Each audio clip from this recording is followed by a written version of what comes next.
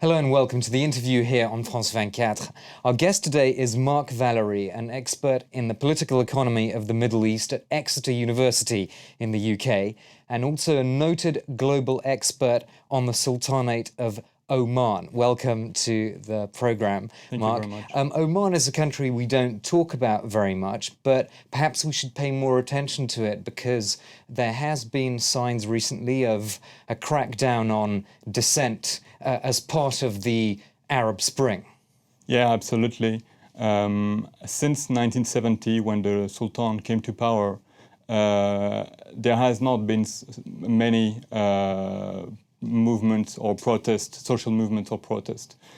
The last year and a half has been the first very organized event and protest movements in the history of Oman, with two people who died in March 2011 in the northern town of Sohar, and a lot of people who have been arrested for the last 2 months, 50 bloggers and human rights activists. What are they demanding? I mean, is there an organized opposition, or is it quite a disparate group of people? I think the demands are twofold. The first dimension is an economic trend. The fact that in youth unemployment is very high at the moment in Oman. 20 to 25% of the under 24 population is unemployed. So there is a huge pack of social and economic demands. Also, people calling for measures against corruption at higher levels in the country. And also there are people demanding political reforms. The fact that the Sultan, as you know, is the ruler of Oman compared to the other Gulf countries where there is a ruling family ruling the countries. In Oman, the ruler is the ruler. There is a man ruling the country. He is at the same time prime minister, commander-in-chief of the armed forces, is foreign minister, is defense minister, he is the governor of the central bank. So many people at the moment are calling for the appointment of a prime minister in order to divide a bit, to share a bit the political prerogatives of the executive in Oman. And these, I mean, the crackdown in the last 2 months suggests that the policy that the Sultan adopted after that so-called Oman Spring of March 2011 has run out of steam. He needs some kind of new strategy now. And that so far seems to be a heavy-handed response.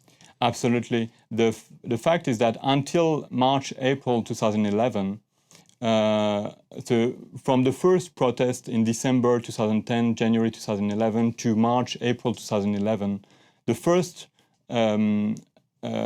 measures or the first answer from the regime was to implement some social and economic redistribution of the oil rent by increasing the salary in the public sector, by creating an unemployment allowance for the first time in Oman. But the problem is that the authorities have understood, I think, that this strategy has not worked as it was working before.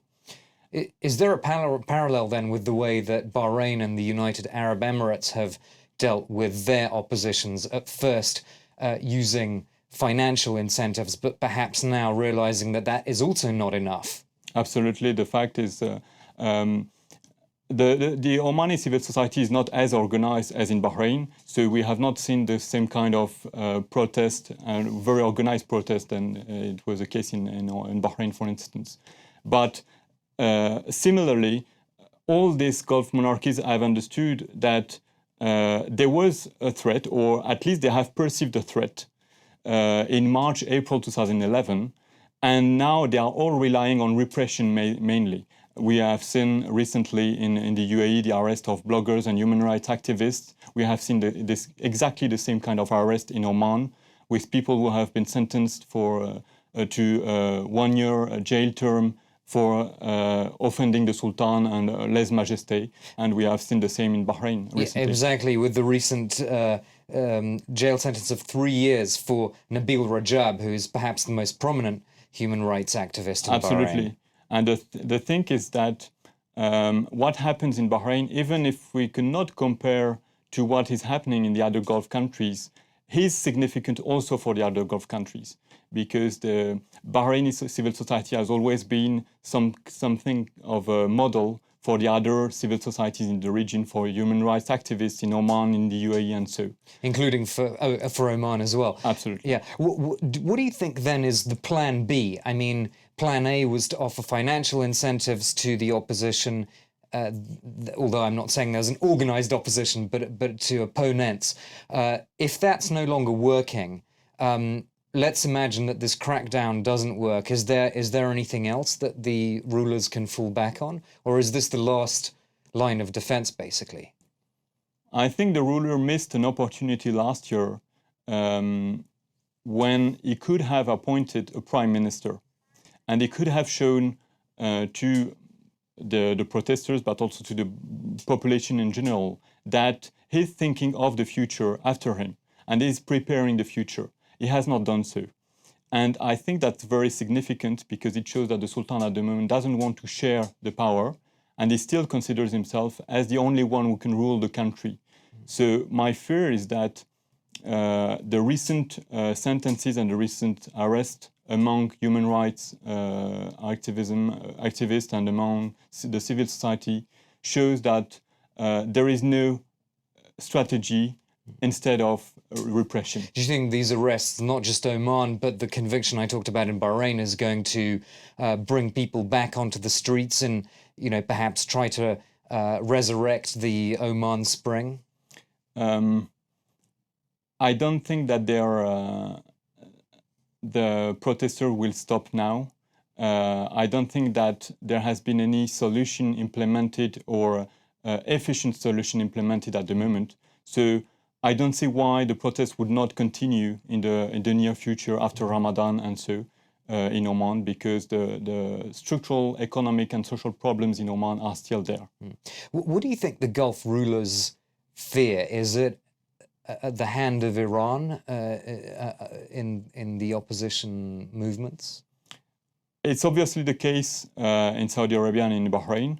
In Oman, it's not the case, because Oman has always kept relatively good relationship with Iran, and of course their main strategic allies are the UK and the US, and there is no doubt about it. So Iran will never be the main ally of Oman, but at the same time they have always tried to keep good relationship with Iran. They have never stopped their relationship with Iran after 1979, and we have recently seen that they tried to play the role of a go-between between the US and Iran. So I don't think that they view Iran as a destabilizing factor, at least in the short term in Oman. And of course the US, because it has such a close relationship with Oman, and Oman has the strategic position as well in the Gulf, that presumably America is not going to want the Sultan to be destabilized by opening up a Pandora's box of political reforms now. Yeah, even if Oman is not a very powerful actor in the region, Oman is strategically situated in the region, and either the US or the UK will never allow any destabilization or any coup in Oman without doing something. Mark, but we are very far from that, I think. Right. The Sultan is still for most of the population, the only natural candidate for power. And there is no plan B even for the opposition. It's very difficult for them to imagine Oman after Qaboos. Well, some doomsayers have suggested that there could be a Yemenization of Oman, precisely because the Sultan, as you said, is the ruler. He's also, he controls the different portfolios. He hasn't got a family that is, being put in these different positions, foreign minister, prime minister, and so on. And so the fact that there isn't a plan B could one day lead to a sort of disintegration with regional movements, perhaps. Is that a serious risk? I think obviously the Sultan has been the unifying factor for 40 years, and if we can underline one of the major successes of the Sultan for the last 40 years, it has been this: to create a unifying Oman and to push every individual, every group to imagine their future and to think politically within the Omani boundaries. So everybody feels Omani in Oman. So a disintegration can be difficult, I think, because everybody will want a share of the Omani cake if there is a destabilization. But I must say that all Omanis feel Omani, and that's something which is very important to have in mind. Okay, we'll have to end it there. Thank you very much for your analysis. Mark Valery, an expert in the political economy of the Middle East and an expert on Omani politics at the University of Exeter in the United Kingdom. Stay tuned to France 24. The news is coming up.